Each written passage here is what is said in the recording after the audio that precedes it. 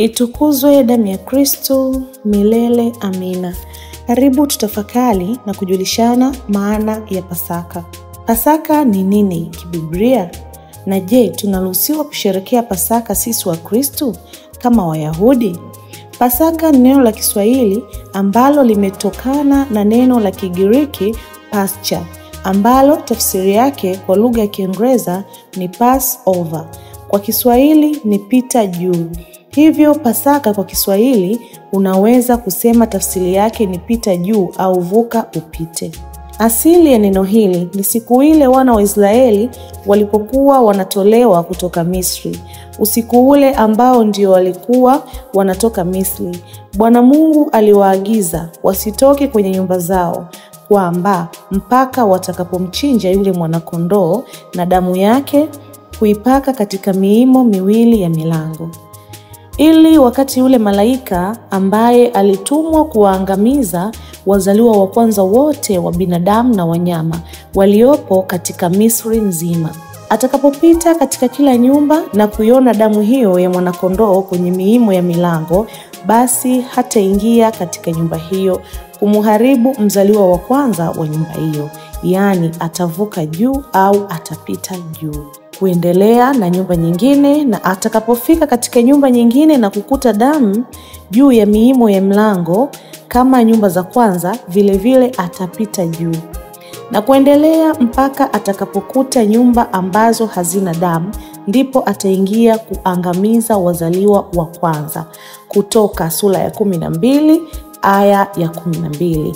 Maana nitapita katika nchi ya Misri usiku huo, nami nitawapiga wazaliwa wa kwanza wote katika nchi ya Misri, wanadamu na wanyama, nami nitafanya hukumu juu ya miungu yote ya Misri. Mimi ndimi Bwana. Hivyo hicho kitendo cha kuvuka na kupita juu ndicho kinaitwa Passover kwa Kigiriki, Pascha kwa Kiswahili Pasaka. Sasa katika Agano Jipya, damu ya mwanakondoo yule ndiyo inayofananishwa na damu ya Bwana wetu Yesu Kristo. Sisi tulioko dhambini tulitolewa dhambini, yaani Misri yetu, na tulipelekwa nchi yetu ya ahadi mbinguni. Damu ya Yesu ndiyo itakayotuokoa na laana ya Mungu dhidi ya watu walio katika dhambi. Na damu ya Yesu ni ishara ya agano kwamba kupitia damu yake tunalindwa na hukumu ya Mungu. Hukumu ya Mungu inapoachiliwa au itakapoachiliwa, tutakuwa tumefunikwa chini ya damu ya Yesu. Malaika yule wa hukumu atapita juu yetu na tutanusurika na hukumu ya Mungu. Swali: je, tunaruhusiwa kusherehekea Pasaka kama watu wengine? Tafsiri ya kusherehekea kwa ulimwengu ni kula, kunywa na kulewa na kwenda kujiburudisha, kujifurahisha, kufanya uasherati, kujisisimua na kufanya anasa na kufanya kila aina ya mambo ya kimwili. Lakini kibiblia tafsiri yake kusherehekea sio hiyo. Hata Wayahudi hawakusherehekea Pasaka.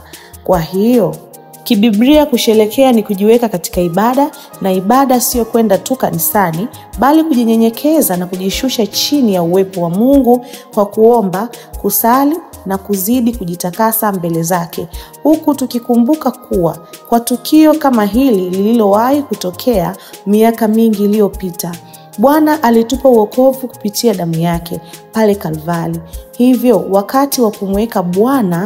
Hivyo ni wakati wa kumwekea Bwana nadhiri, wakati wa kushiriki meza ya Bwana katika vigezo vya kimaandiko. Ni wakati wa kusamehe zaidi. Sio kwamba sasa hatupasi kusamehe mpaka siku ya Pasaka ifike, hapana. Tusamehe kila siku. Siku hiyo ikifika ni kumalizia tu kuvisafisha vile vidogo vidogo tulivyokuwa hatujavimalizia.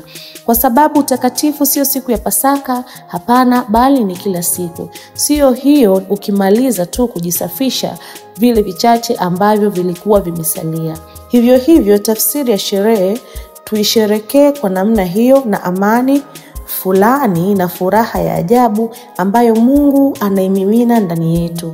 Lakini tukisherekea kidunia kwamba ndio siku ya kutafuta kwenda disco, ndio siku ya kwenda kulewa, ndio siku ya kuvaa nguo za ajabu na kutembea nazo barabarani, kwamba ndio siku ya kwenda kwenye dance na kadhalika, tutakuwa tumejitafutia laana badala ya baraka.